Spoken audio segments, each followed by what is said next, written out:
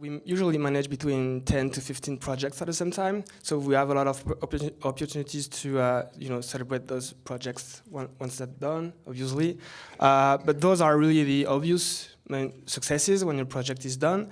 But I mean, during the length of a project itself, there's many things I think that is worth celebrating, and not just the final output.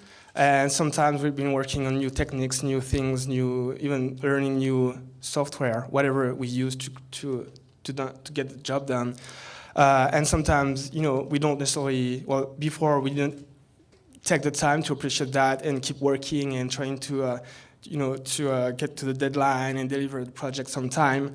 Only after a while, if you keep doing that like for a long time and don't really take the time to recognize the efforts and the things you managed to get done right, I think it's a missed opportunity to get the motivation from these kind of celebrations. And I think overall it has a huge impact on the motivation of your team. Yeah.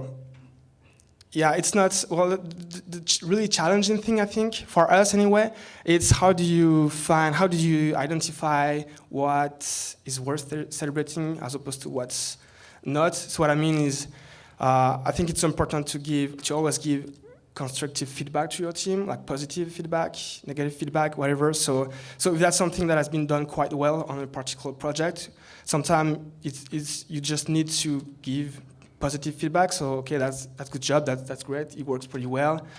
Is that worth celebrating? Sometimes it is, sometimes it's not. The challenge is to know when it is, because you want to make sure to not miss this opportunity. Right.